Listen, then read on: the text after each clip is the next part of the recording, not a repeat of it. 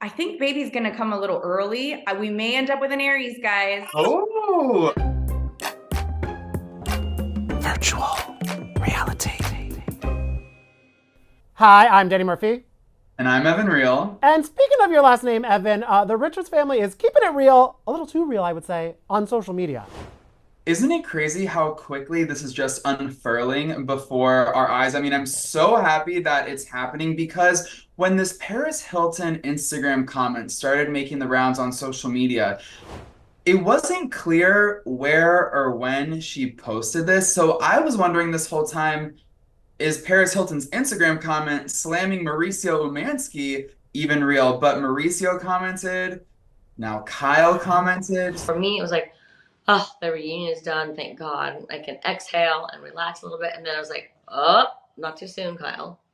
There's more stuff coming. So we know it's the real deal, and I feel like everyone has a different thought, feeling, or opinion about it. My thought is that I thought, learned their lesson about this extended family business mess being aired out. I feel that's kind of how the past decade shaped up to be the past decade for them. And I thought they were all in a good place. But this Buying Beverly Hills show is really rocking a lot of boats. And Kyle has had, I think, Paris as maybe not an enemy, but not as a friend. I don't think she wants to go back to that place. Yeah, well, it's so interesting. This is like my theory because now that Kyle and Mauricio are no longer together, I think it has empowered Paris to speak out because there's really nothing left to lose anymore. I mean, she just had Kyle on her podcast and they're talking about the good old days going clubbing together, clubbing with Auntie Kyle in the early 2000s. So they're definitely tighter than ever. So to me, it's like, now that they're split, Paris feels like she has the permission to finally share her take on the matter because Paris has historically been very silent. I don't think she has said anything. Like, even when Kyle and Kathy and Kim were at their worst, like, Paris has never thrown herself in the mix. So finally, I think Paris, it's kind of like a slingshot. You're pulled back so far for so many years, and now that she sees this little opening to defend her father, she's gonna take it. So I kind of don't blame her, and I also kind of sadly love the mess because it makes me more excited to tune into Paris's podcast with Kyle. It makes me more excited to tune into Kyle's Amazon Lives, and of course it makes me even more excited to tune into Buying Beverly Hills. My alarms are now set for these Amazon Lives. I feel like that's Kyle's podcast. Or it's Kyle's podcast and therapy session. And I feel she loves it. I almost am like wondering if there's moments where they're like, do you want the comments off this time? Like, you're going through a lot. She's like, no, leave them on. I need to talk. I have some things to say, and I'm going to say it. And I mean, I'm so glad they're keeping all of us fed on social media. But what led to some other news this week was social media behavior in the form of some unfollowing, some re-unfollowing. Because Marcus and Larsa previously unfollowed, refollowed, and now we're back to actual permanent unfollow? Yeah, so Larsa and Marcus have broken up yet again in the span of 1 month after briefly splitting up and then getting back together on Valentine's Day. And you guys remember that whole saga. We still have whiplash, so there has been rent is still due. Like, they paid before even a rent. You know what I mean? Like, they really whipped us around. Right. I mean, yeah, my neck hurts. So yeah, they've broken up again, and apparently, what sources are telling us is that Larsa just wants to focus on herself. Like, the relationship just felt all consuming because and that makes sense because Larsa, she's a Cancer, so when she loves, like, she loves really hard and she gives every piece of her to a relationship. And so I think that maybe just with the tension, with the family drama of Scotty and Michael and trying to navigate that and the age difference and the public scrutiny and their, previous break, like, it just probably felt like so much. So she has taken a break yet again, but apparently they are wanting to remain on good terms and leave space for a future friendship. But something tells me that if they sort of get back into the friendship groove, they'll get back into the romantic groove, and that's how we get back to here. Right. Right. Because I do think there is some like palpable chemistry between the two. Like, I really think they're both very attracted to each other, and there's definitely something there. So I don't know. I'm not a proponent to being friends with your exes. I do think it puts you in dangerous territory. Very dangerous, especially when you're in a public eye relationship with everyone kind of like eagle-eyeing you. Because if they went out for like a friend dinner, people would be like, oh, are they back together? And then they'll have to like re-say like, no, we're not together. And then be like, why aren't we together again? It's like, oh, because you did that. You know what I mean? It's just a cycle of chaos that I don't think either of them really want to be dealing with. Do you know who I'm really happy for though? Who? Is Kiki, because we know Larsa's a better friend when she's not in a relationship to Kiki. Like now they can like girl again, you know? How soon after do you think Larsa sent the text to Kiki like, hey, brunch? But now I wonder, is Kiki gonna want to be as receptive, or she's like, oh, so you want me because you're back, because you're at the singles table again? I think Kiki finished this last season of The Real Housewives of Miami a little bit more astute and assertive and with a clearer head about what she wants and who she wants to associate herself with, which is interesting because we just talked to Dr. Nicole and she and Larsa have historically not gotten along, but she said that she kind of like sees a future friendship for her and Larsa. I was shocked. I was shocked too at that reveal. What I was not shocked about is that she did, of course, name Kiki as friend of the year for that, like deserving full mojito. Oh, yes. Yeah, we had to ask Nicole if she could give a mojito to any of the friends of on Miami, which would be Kiki, Marisol, and Adriana. Like who deserves the mojito the most? She did name Kiki, but she also gave props to Adriana, who's a good friend of hers, and even to Marisol, who's not a good. She was like, I'm not a fan of Marisol, but she puts in the work as a friend of. So I think she would give a mojito to all three of them, but if there was only one up for grabs, Kiki's the winner. And you had a fun baby shower to celebrate too. We had a baby shower yesterday. I'm very tired today, but it was really nice. All the girls the girls that I invited from RHOM came to celebrate. My closest friends from high school, from college, my coworkers from the hospital came. We had about 35 women, friends and family, come celebrate, and Gertie decorated and did all the details. And she did such a beautiful job. We're going to be sharing a little clip later on about all the little details. You know, her eye for those things is really just, there's a reason that she's one of the top wedding planners in the world and has awards from Vogue and Harper's and all these things, because she really is just a creative genius. Oh, yeah, you are so blessed that you had Gertie to gertify the baby shower. What is it like sort of navigating the end of your pregnancy while cameras are down? Is that kind of a relief for you in a way? Honestly, when they told us that the filming was going to be pushed back a little bit, part of me was kind of like a little, not disappointed, but I know that viewers were excited to like be a part of the birth of the baby and us moving into the new house. But I also knew that personally that was going to be a lot. Giving birth is a very hormonal and stressful time. So it's now a relief to not kind of have to deal with that. I'll be a little bit settled into the new house. The baby will kind of be a little older. We'll be fully vaccinated when all the cameramen come around. So I'm happy that it actually all worked out in the end. And it's also kind of nice that you don't have the pressure to make something like a baby shower an all cast thing or like a thing on camera. You can invite the girls that you actually get along with. You can invite your hometown friends from your childhood and just kind of make it all about you and baby G. Absolutely. I don't have the best of luck hosting all cast events. So there was no reason to need to, turn our baby shower into a hot mess.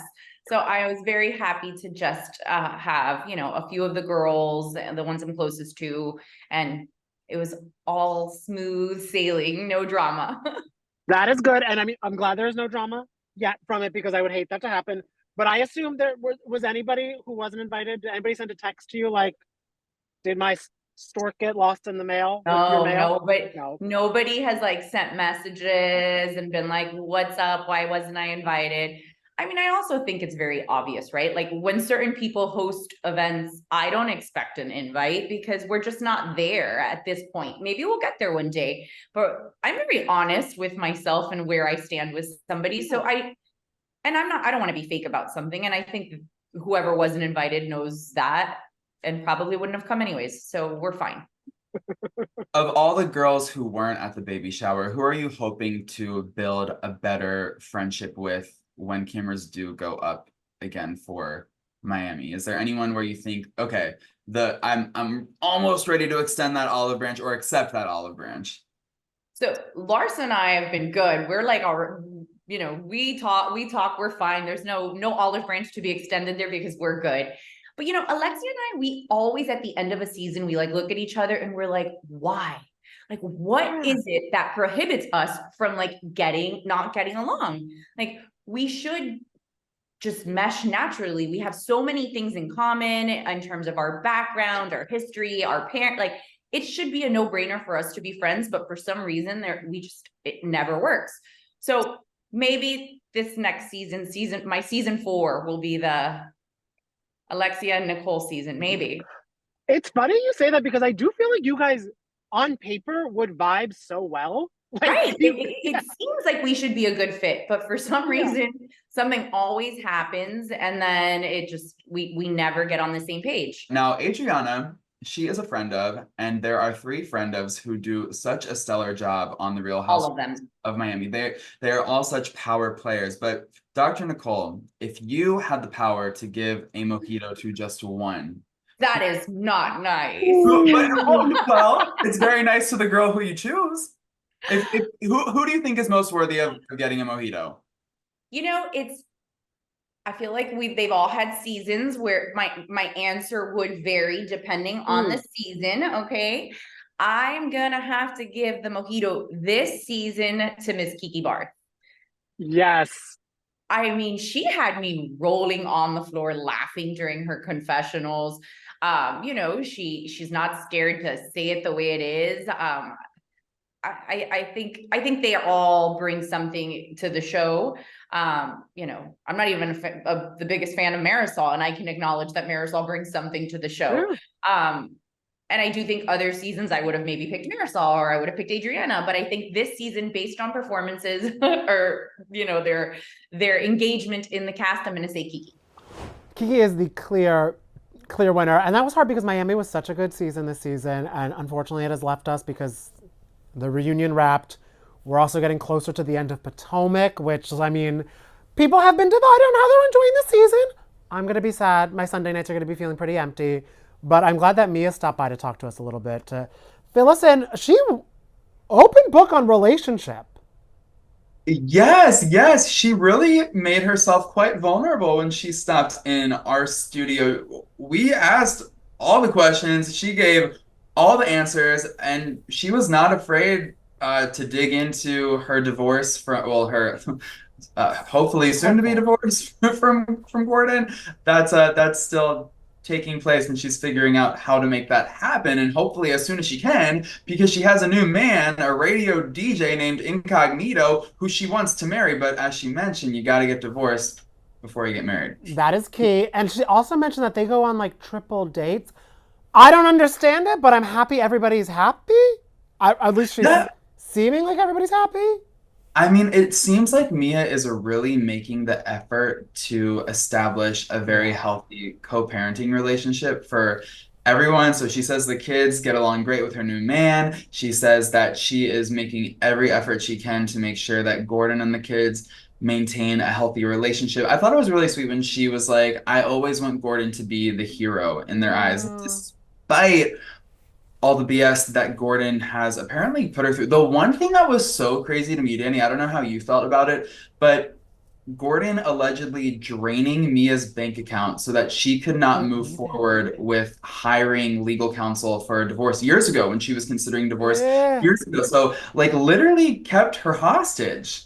That was so beyond to me, and I was kind of just like, wait, Mia, no, girl. Like, no. I'm glad she opened up about that so she can add more to the receipts of like why this separation I think is for the best for them, because I feel like they could be people that once separated and some time they can keep it amicable. I do applaud you for being so vulnerable on the show. I mean, on this last episode, we learned that Gordon emptied your bank account to keep you from, pursuing a divorce. You explained that he was combative at home, that, maybe you guys, your ideas of intimacy and romance didn't align. What would you say was the breaking point for you that sort of pushed you to actually filing? Because it seemed like you really put in the work to keep it together for 11 years.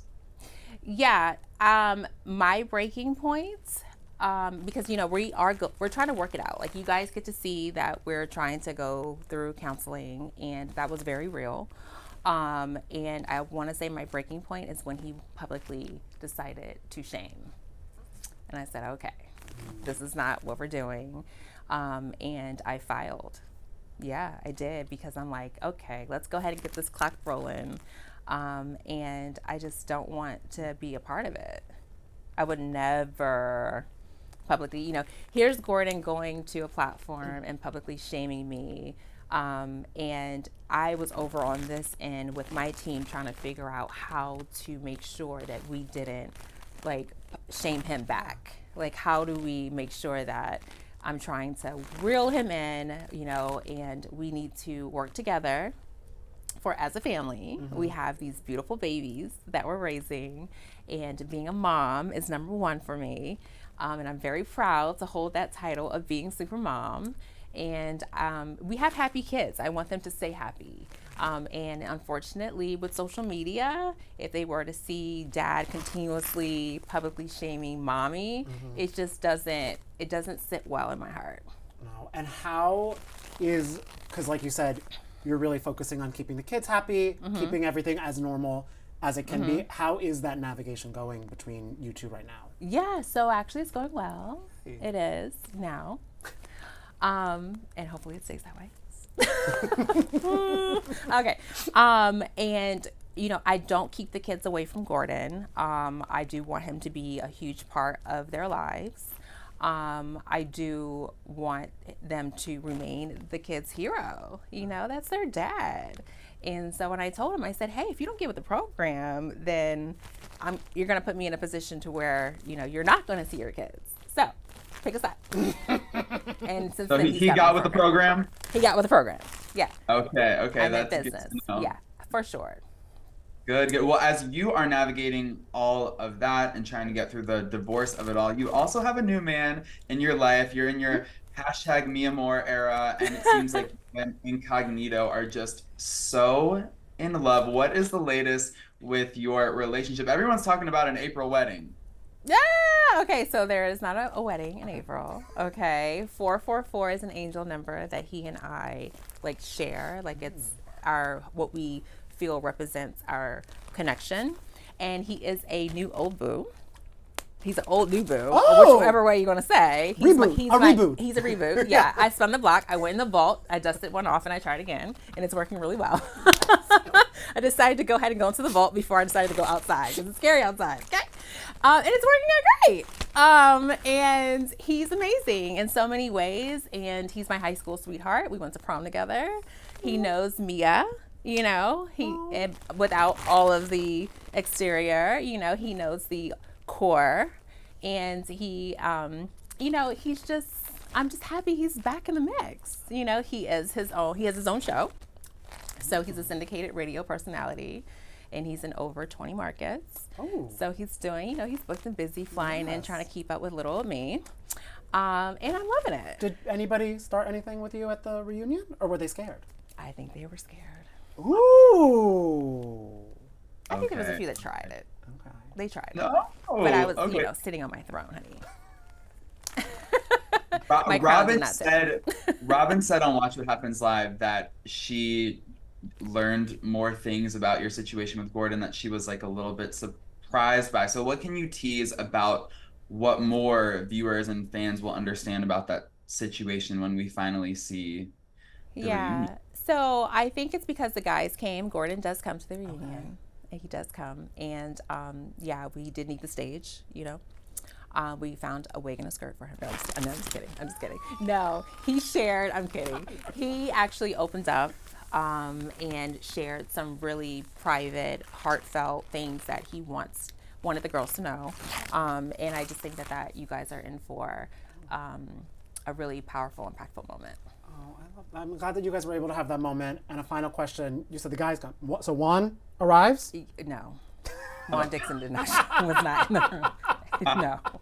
And friendly. And he does show up to the reunion to say, she says a lot of people learn a little bit more about him at the reunion. You won't learn more about Juan Dixon. He did not attend, which I don't know is the best move for him and Robin, but I'm not surprised by the move. I mean, I'm just happy for Juan that he did not put himself in a situation that would incite anger. I feel like every time there is a camera in Juan's face, he is just angry. He's never happy. Like I feel so bad for him, but I feel worse for Robin because being a Real Housewife of Potomac is obviously their livelihood now. So I just wish that he would, and I know that he has come under a lot of scrutiny for, his dealings with Canadian women in hotel rooms. Hotel tab. But if Laundromats. that's how, if that's what's paying the mortgage these days, you might just want to like lean into it a bit more and not make Robin's job harder by not participating fully on camera. I like the thing is, like when they were like in the glow, I think it's called Glow 360, the new skincare shop, like he seemed excited about that, but I don't think what he's putting together is like the reason why. Who the stank and the reason is. Yeah. Right. And the reason why we're purchasing a new skincare franchise is not because of his fun employment, but because of her gig on the Real Housewives of Potomac. So I don't know. I love Robin Dixon so much. I consider myself a La Robin, and I just wish that she had more support from her man. I feel like if we had Robin on Zoom right now, she would tell us up and down that Juan does support her, but we only have what we see. We only have what we see. And while Evan wants more support for Robin, we're assuming you all want a little more Bravo tea. And while this podcast episode, we got to go because we got to go finish the newsletter that's going to come to your inbox tomorrow. If you sign up for the newsletter that we're doing, Virtual Reality, has a lot of exclusives from Mia, some extra stuff that didn't make it in here, some Martha's Vineyard Summer House tea, because that show comes back this weekend, which we're so excited about. So definitely subscribe at the link in the bio of wherever you're watching or listening to this. Yes, you guys are definitely going to want to sign up because week after week, we are going to be throwing so much content in there, content that you're not going to get anywhere else. So yes, the Virtual Reality newsletter is here to be an extension of us and all of the great work we do here on this podcast. Yes. Important work.